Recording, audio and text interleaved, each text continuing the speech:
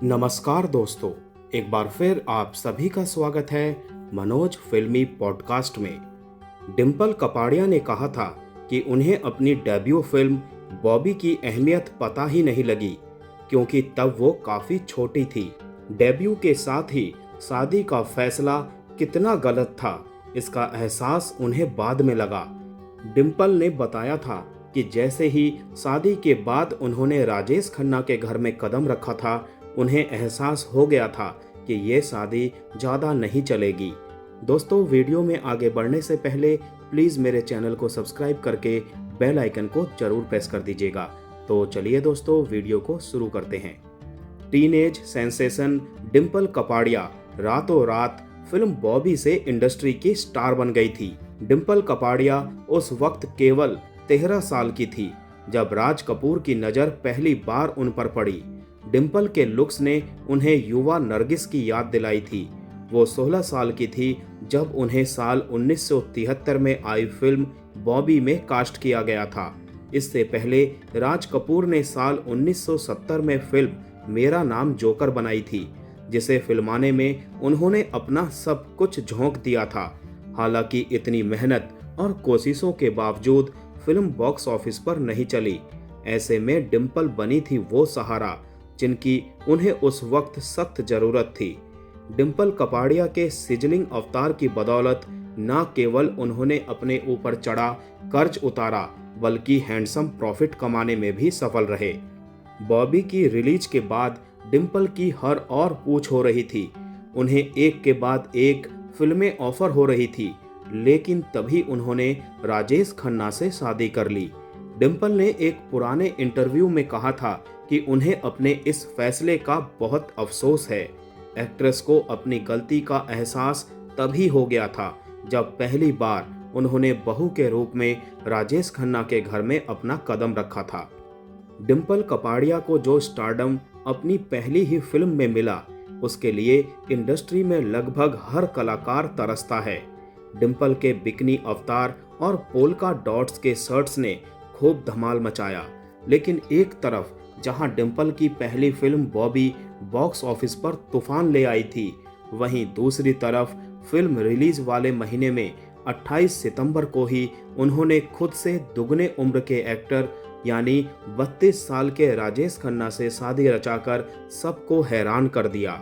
डिंपल शायद इस बात से पूरी तरह अनजान थी कि उनका ये स्टारडम मिलते ही कहीं खो जाने वाला है। 16 साल की डिंपल ने 32 साल के राजेश खन्ना से शादी अनाउंस की और फिर कैरियर में डेब्यू के साथ ही उन्होंने 11 साल का लंबा ब्रेक ले लिया। शादी के बाद डिंपल ने फिल्मों से दूरियां बना ली और फिर 10 साल तक उन्होंने किसी भी फिल्म को हाँ नहीं कहा। इस दौरान अब वो 2 बेटियों की मां बन चुकी थी और शादीशुदा लाइफ में भी एक उठापटक चल ही रही थी। साल 1984 में डिंपल ने कमबैक किया और ये फिल्म थी सागर, और इसी दौरान उन्होंने अपनी पर्सनल लाइफ में पति से खटपट को लेकर इंटरव्यू भी दिया था। उन्होंने अपने इंटरव्यू में कहा था कि आखिर कैसे उन्हें घर के अंदर पैर रखते ही ये एहसास हुआ कि राजेश खन्ना से शादी का फैसला उनकी कितनी बड़ी भूल थी। डिंपल तब छोटी उम्र की थी और 16 साल की एज में वो बॉलीवुड के सुपरस्टार से शादी करने के लिए बिल्कुल तैयार हो गई थी। उन्होंने एक इंटरव्यू में कहा था, मैंने उन्हें अच्छी तरह से तब जाना जब शादी को केवल 7 दिन बचे थे। हम चार्टर्ड फ्लाइट से अहमदाबाद किसी शो के लिए जा रहे थे। वो पूरे सफर में मेरे सामने ही बैठे थे, लेकिन उन्होंने मुझसे एक शब्द भी बातचीत नहीं की। जैसे ही फ्लाइट लैंड करने वाली थी, वो मेरी तरफ मुड़े, मेरी आंखों में देखा और कहा कि वो मुझसे शादी करना चाहते हैं। डिंपल ने आगे कहा कि चीजें बहुत जल्दी पलट गईं।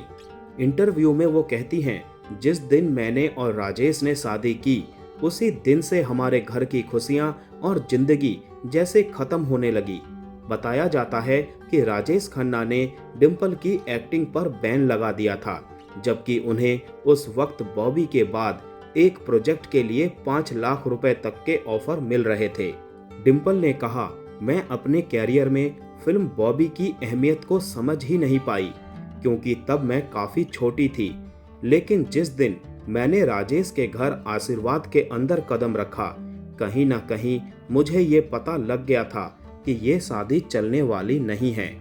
डिम्पल ने ये भी कहा था कि शादी के बाद राजेश की लाइफ में जो महिलाएं आईं, उन्हें लेकर उनको कोई परेशानी नहीं थी, लेकिन चिंता इस बात की थी कि उनका रिलेशनशिप मजाक था।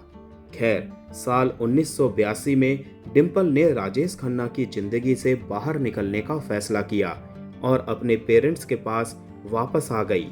तब से वो राजेश खन्ना से अलग ही रहने लगी। राजेश खन्ना से अलग होने के बाद डिम्पल दूसरी शादी करने के बारे में भी विचार कर रही थी।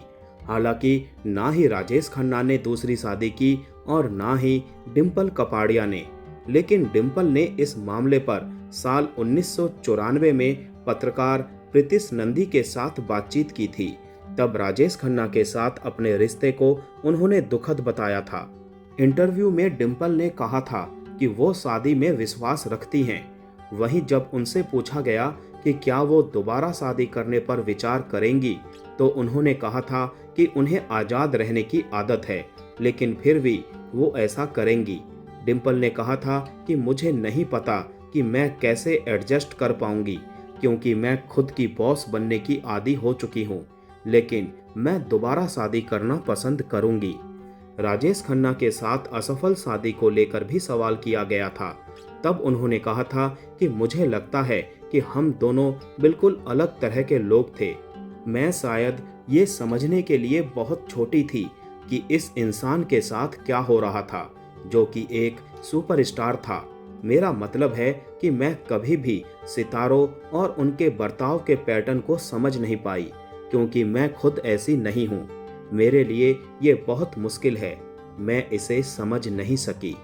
राजेश खन्ना के साथ अपनी लव स्टोरी को लेकर डिम्पल ने खुलासा किया कि उनका रोमांस फिल्म बॉबी साइन करने के तुरंत बाद शुरू हुआ था।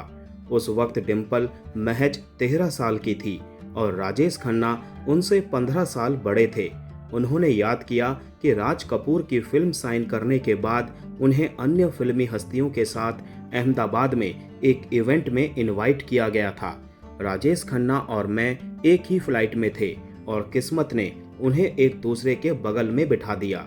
डिम्पल ने बताया तो वो मेरे बगल में बैठ गए और मैं उन्हें देख रही थी, बहुत ही चतुराई से। मैंने उनसे कहा, वहाँ तो बहुत भीड़ होगी, आप मेरा हाथ पकड़ेंगे ना? तो उन्होंने कहा, हाँ बिल्कुल। मैंने कहा, हमेशा के लिए? मैं बहुत फिल्मी थी और हाँ, रेस्ट इज हिस्ट्री। साल 2012 में जब राजेश खन्ना का निधन हुआ, तब उनके अंतिम संस्कार के वक्त डिम्पल वहां जरूर मौजूद थी। तो दोस्तों, मैं अपना एपिसोड यहीं समाप्त करता हूं। मिलते हैं नेक्स्ट एपिसोड में, तब तक के लिए आप सभी को tata bye bye, take care.